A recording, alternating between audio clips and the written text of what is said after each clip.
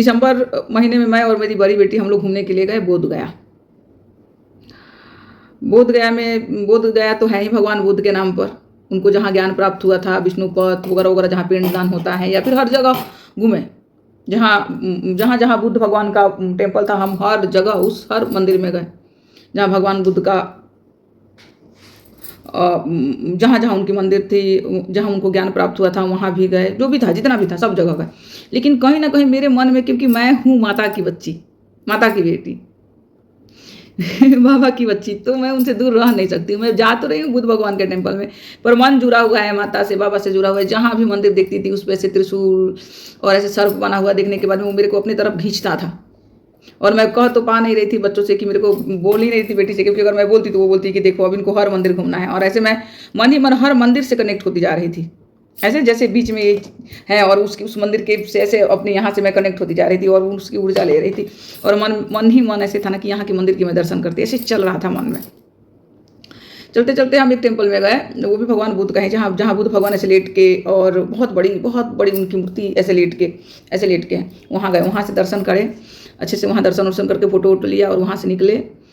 वहाँ जहाँ बुद्ध भगवान को खीर खिलाया गया था, एक माता वहाँ के राजा की बेटी, उन्होंने भगवान बुद्ध को खीर खिलाया था, क्योंकि वो बहुत कमज़ोर हो चुके थे, बेहोश हो रहे थे, तो उनको खीर खिला के उनको वहाँ उन्होंने जिंदा किया। तो हम लोग वहाँ जा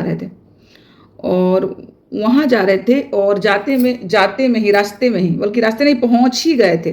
बस ये वो वाला बुद्ध वाला टेम्पल था, और ये एक टेम्पल जहाँ भगवान सूर्य की मंदिर थी। मुझे कुछ नहीं पता था, बस मैंने सूर्य मंदिर देखा, मतलब ऐसे ऊंची जगह पे ऐसे सूर्य मंदिर बना हुआ था।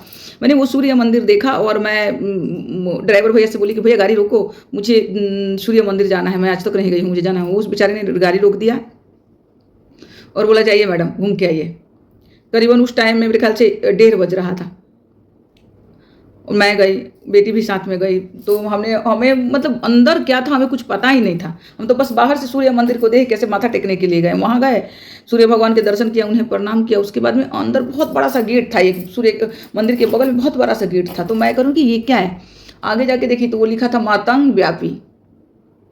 ऐसे देखिए ऊपर पड़ी तो मातंग व्यापी। अब ये है क्या मातंग व्यापी, ये जानने के लिए हम उसमें घुस गए तो वहाँ मंदिर, और ऐसा मंदिर, इतनी प्रचुर ऊर्जा उस मंदिर में। मैं ऐसी मंदिर में आज तक नहीं गई हूँ। यहाँ तक कि मैं सोमनाथ में भी वैसा पावरफुल ऊर्जा महसूस नहीं किया था जो वो मैं उस मातंगी व्यापी में महसूस करी हूँ, मातंग व्यापी में महसूस करी हूँ। अंदर गए तो बाबा का विशाल मंदिर, सुंदर, पौराणिक, इतनी पौराणिक कि उसमें की मूर्तियाँ फट रही थी। और बहुत सारे मतलब मंदिर के बाहर भी एक चौतरे पे बहुत सारे शिवलिंग बने हुए थे, बहुत सारे त्रिशूल गड़े हुए थे, ऐसे त्रिशूल गड़े हुए थे, और बहुत सारे शिवलिंग थे। हमने पहले उसको माथा टेका, उसके बाद में फिर हम घूमने लगे। मंदिर भी बहुत, अंदर बहुत सारी छोटी छोटी सी ऐसे मंदिरें थी, मतलब मंदिर बहुत बड़ी थी, लेकिन वो उसको नीचे से जाके फिर नीचे भगवान की मूर्ति, जैसे भोले बाबा के सामने हनुमान जी बैठे हुए थे, शिवलिंग पे साइड में हनुमान जी बैठे हुए थे, ऐसे हनुमान जी की, गणेश जी की, ऐसे मातंग ऋषि की, ऐसे करके बहुत सारी, मतलब पता नहीं कितनी सारी ऐसे मंदिर वहाँ अंदर ही अंदर छोटे छोटे थी। यहाँ तक कि वहाँ मेरे को किसी ने बताया कि वहाँ जो शंकर जी का शिवलिंग है, उस शिवलिंग को अगर आज भी हम पानी से, जल से भर दें, जल चढ़ा के उसको भर दें, तो वहाँ बारिश होने लगता है। वहाँ की एक कहावत भी है। तो हम उस मंदिर में गए और सभी भगवानों का दर्शन किया। और दर्शन करने में ऐसा लगता था कोई भी नहीं था, बस आग जल रहा था और बाल्टी उल्टी ऐसे रखी हुई थी पानी निकालने के लिए। मुझे लग रहा था कि वहाँ के पुजारी जी शायद घर चले गए थे। और मतलब ऐसा मंदिर मैं बता नहीं सकती हूँ कि ऐसा अद्भुत। थोड़ा डर भी लग रहा था, अब पता नहीं क्यों डर लग रहा था, वही तो, उसी ने तो मेरी ज़िंदगी बदली ना। थोड़ा डर भी लग रहा था, पर फिर भी हम हिम्मत करके, क्योंकि भगवान है, बाबा, ऐसे हिम्मत करके अंदर गए। अंदर घुसे, सभी भगवान को प्रणाम किया, सच्ची श्रद्धा से उन्हें लिया। और मुझे पता ही नहीं था कि वो तो ईश्वर की कृपा, एक ऐसी अनोखा कृपा जो मुझ पे कर रहे थे, मुझे बिल्कुल ही नहीं पता था। बस हमने उस मंदिर को दर्शन किया और रोम रोम से उसे धन्यवाद दिया कि बाबा बुलाने के लिए शुक्रिया। और सभी मंदिरों को दर्शन करके और त्रिशूल और शिवलिंग को टच करते हुए, माथा टेकते हुए हम लोग आ रहे थे। साइड में देखा कि अंदर एक छोटी सी कोठरी टाइप की थी, और नीचे उतर के सीढ़ियाँ से बहुत, मतलब खाई टाइप की थी, नीचे उतर के उसमें एक देवी की मूर्ति थी, देवी की प्रतिमा थी। और ऐसा लग रहा था जैसे वो देवी हमें देख रही है। हमने खिड़की से, ऐसे दरवाजा बंद था, दरवाज़ा बंद था, बेटी गई चली और दरवाज़ा बंद था बताएँ, और उसमें हम लोग छठ पूजा करते हैं ना, तो वो अलता का पात होता है लाल-लाल सा, वो चिपका हुआ था उनके गेट पे, ऐसे से चिपका हुआ था। तो बेटी चली दरवाज़ा खोलने के लिए कि मम्मी इसमें भी कोई भगवान है, चलो देखते हैं। मैंने उससे वहाँ जाके देखी तो लग रहा था कि वहाँ एक माता है जो हरे कलर की है और वो देख रही है मुझे। मैंने उसको रोका, अरे मत खोल, माता सो रही है, मत खोल बेटा, मत खोल, माता सो रही है। नहीं खोलने दिया और दरवाजे पर ही सिर झुकाया, माथा टेका, शुक्रिया भगवान को बोला, दर्शन किया और वहाँ से चलने लगे। जब फिर से हम गेट पे आए तो ऐसे मेरे को ऐसे हुआ ना कि जब हम गेट पे आ गए तो ऐसे हुआ ना कि अरे हम मंदिर में दर्शन करके तो जा रहे हैं, लेकिन कुछ लेके नहीं आए थे, क्योंकि हम तो यूँ ही चले गए थे। तो माता के लिए कुछ भेंट नहीं लेके आए हैं, तो कुछ मतलब कुछ धनराशि डाल पेटी में डाल के आते हैं। तो मैंने अपनी बेटी को बोला कि बेटा उस ना वो दान पेटी है ना, उसमें ये ले डाल के आ। वो डालने के लिए गई और पता नहीं उस बच्ची ने कब गेट खोल दिया माता का, और खोल के और सीढ़ियाँ उतरने लगी। मैं भी उसके पीछे पीछे गई, नहीं बेटा नहीं, माता सो रही है, मत जगा, दोपहर में माता सोती है। ऐसे करके मैं भी उसके पीछे गई और जब मैं वहाँ गई, घुसी उस मंदिर में,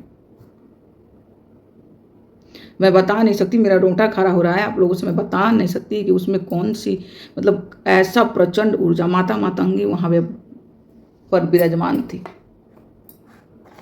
और ऐसे लग रहा था जैसे हमें देख रही है, ऐसे पिंड बना हुआ था, माता मातंगी वहाँ बैठी और हमें देख रही है, आशीर्वाद दे रही है। जैसे लग रहा था कि उन्होंने हमें बुलाया है। और आंसू निकलते जा रहे थे कि माता ये कौन से जन्म का कृपा है आपका। माता का कलर था हरा, माता के कंधे पे 2 तोता बैठा था। ऐसा निर्मल मनमोहक प्रतिमा मैंने कभी देखा ही नहीं था। सच बताएं तो मुझे पता ही नहीं था कि वो माता कौन थी, बस ऊपर लिखा था मातंगी, माँ मातंगी। दर्शन करके माथा टेक के उन्हें धन्यवाद दे के हम बाहर आए।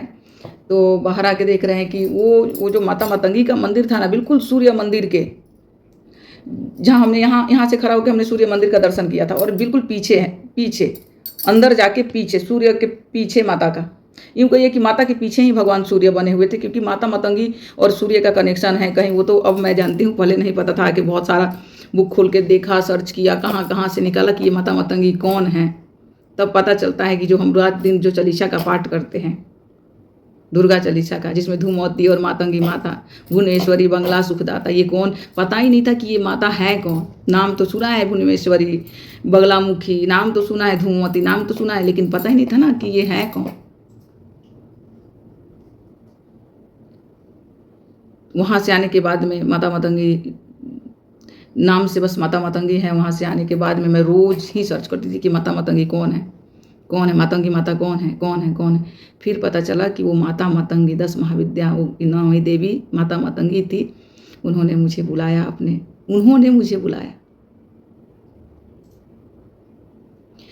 बुलाया बाबा की ऐसी अपार कृपा हुई कि मुझे वहाँ माता से मिलवाया, और माता से मिलने के बाद में मैं बता नहीं सकती आप लोगों को कि कैसी जीवन पलटी।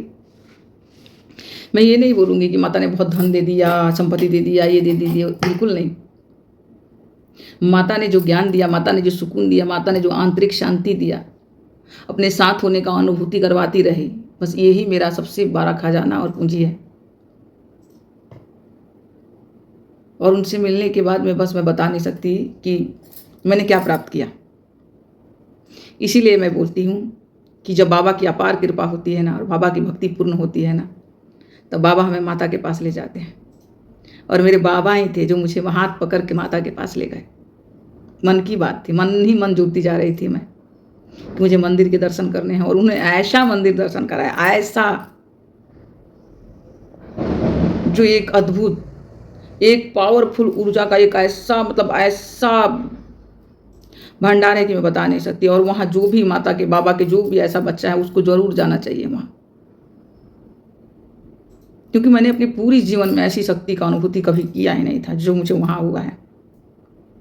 तो मैं तो आप लोगों से बोलूँगी कि इस सावन के महीने में आप में से जो भी जाना चाहते हैं, आप सर्च कीजिए, मातंग व्यापी ढूंढ के निकलिए और दर्शन कीजिए, और फिर देखिए अपनी ज़िंदगी को कि आपकी ज़िंदगी कैसे पलटता है। मैंने ये भी पढ़ा था कि जितने भी 10 महाविद्याएं हैं, उनसे बिना उनकी मर्जी से कोई मिल नहीं सकता। तो शायद उनकी कृपा हुई होगी मेरे ऊपर, जो उन्होंने मुझे अपने पास बुलाया। और पता है, बगल में ही वो टेम्पल था, बुद्धिस्ट टेम्पल में हम जा रहे थे, जहाँ वो माता ने, एक राजकुमारी ने भगवान बुद्ध को खीर खिलाया था। और मेरा तो बस मातंगी माता के दर्शन करके ही, वहाँ मातंग ऋषि की बेटी ऐसे बोलते हैं, मातंग ऋषि ने ही उस मंदिर को मातंग ऋषि ने ही बनवाया है। और वहाँ कहावतें हैं कि सीता माता ने वहाँ राजा दशरथ जी का श्राद्ध किया था। ऐसे ही बहुत सारी कहावतें हैं। वहाँ कई सारी मतलब जितनी भी नदियाँ हैं ना, वहाँ वो सभी नदियों के जल से एक तालाब बना हुआ है। मतलब बहुत सुंदर, पौराणिक और बहुत सुंदर, बहुत अद्भुत स्थान है, अद्भुत। और ये मैं नहीं, आप में से जो अगर वहाँ माता की कृपा हुई, आप लोग पहुँचोगे तो खुद आपको पता चलेगा कि कैसी शक्तिशाली जगह है वो, शक्तियों से भरपूर। हे माँ, बस ऐसी अपनी कृपा बरसाते रहना हमारे और हम सब के ऊपर, बरसाते रहिए, सबका कल्याण कीजिए। जय माता दी।